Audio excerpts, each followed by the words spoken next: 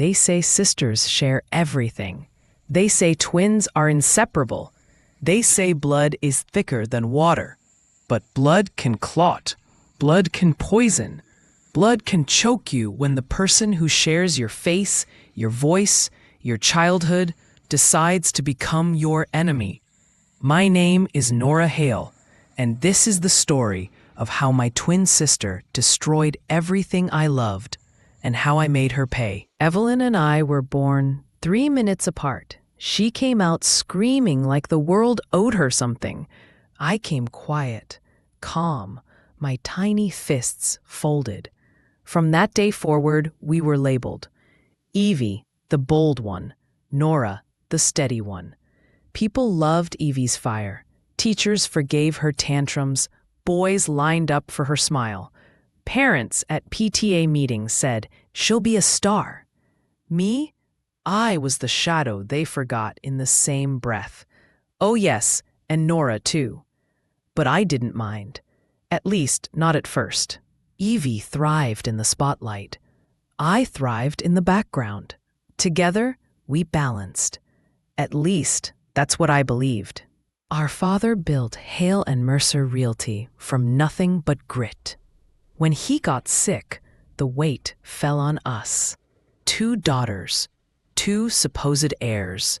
Evie slid naturally into the marketing role. Dinners with investors, champagne toasts, photo ops with mayors. She was dazzling, magnetic, unstoppable. I worked the other half. Contracts, compliance, the unglamorous backbone. Numbers don't flirt. Clauses don't smile. But they keep you safe. For a while, it worked. But then, cracks. At first, it was small. A mistake Evie fixed with a laugh. A clause forgotten, but magically solved when she batted her eyes. Then came Monroe Investments, our longest-standing client, conservative, reliable. They were mine to manage, until Evie swooped in with a glossy pitch that dazzled them. When the contract hit my desk, it stank of fraud. Padded expenses, shell companies, missing safeguards. If I hadn't fixed it, the whole deal could have bled us dry. I confronted Dad. He sighed, eyes tired. Evie brings growth. Let her shine. You just keep the machine running. Just keep the machine running. That was the moment the fire lit inside me. Business wasn't enough for Evie. She wanted everything. That included Daniel. Daniel wasn't just my partner. He was the love I thought I'd build a life with, the man who promised me forever. Until I saw him one night, hand in hand with my sister outside a hotel. Her laugh, his lips on hers. I didn't scream. I didn't cry. I smiled when Evie came home. I kissed Daniel like nothing had changed, and I began to plan. Pause a second. If you were me, betrayed by your own twin and the man you loved, would you confront them right away? Or stay silent and wait? Tell me in the comments below. And don't forget to hit like. It helps Revenge Hub bring you more shocking stories like this. I gathered evidence. Every text, every secret charge on Evie's corporate card, every whispered phone call Daniel took for work. The files grew. Photos of hotel check-ins, screenshots of messages, spreadsheets revealing money siphoned through Evie's fake companies. I made 3 backups, stored one at home, one in the cloud, one with a lawyer friend. Revenge is patience. Revenge is detail. Revenge is knowing where to cut and when.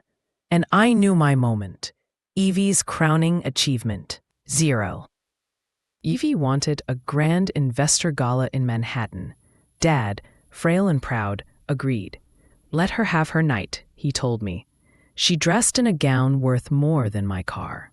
Daniel stood at her side, hand possessive on her waist. Their smiles gleamed in camera flashes. She took the stage. The screen lit up. Our future, she declared. But the future on that screen wasn't hers. It was mine. Emails, bank transfers, photos of hotel trysts. Her laughter on audio recordings, mocking me, Daniel's voice promising her my place in the company. Gasps, whispers, camera shutters. Dad's face collapsed in his hands. Evie froze, her perfect smile cracking. Boards stood. Investors shouted. A wife in the audience slapped Daniel across the face. Security escorted Evie out, her heels clattering like gunshots. Daniel tried to follow, but the crowd devoured him in boos. I didn't speak. I didn't gloat. I just handed Evie's board seat resignation across the table. Signed in her own hand. She just didn't know when. If you enjoyed that reveal, tell me, would you have exposed her publicly or destroyed her quietly? Drop your thoughts in the comments. And make sure to subscribe to Revenge Hub for more weekly thrillers. The fallout was immediate. Evie lost her seat. Daniel lost his reputation. The press tore them apart.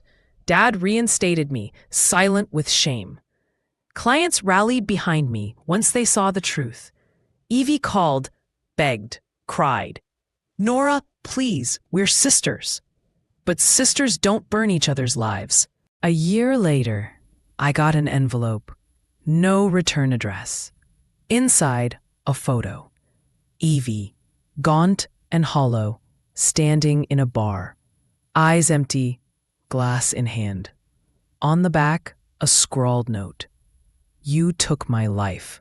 I'll take something from yours. And then the sabotage began.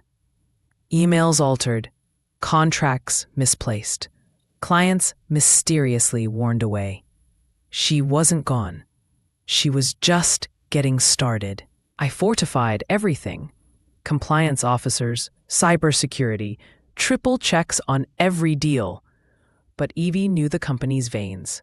She slipped through cracks like smoke. Anonymous blogs, leaked rumors, twisted truths in journalists' hands. Every time I countered, she found another way, until one day I met her face to face. She was thinner, sharper, eyes burning. You destroyed me, Nora, she hissed. So I'll destroy your peace. 2 years after the gala, she called for a meeting, alone. We sat across from each other in Dad's old office. The silence was heavier than stone. Her voice trembled, but not with regret. You won, Nora. But revenge doesn't end. It changes form.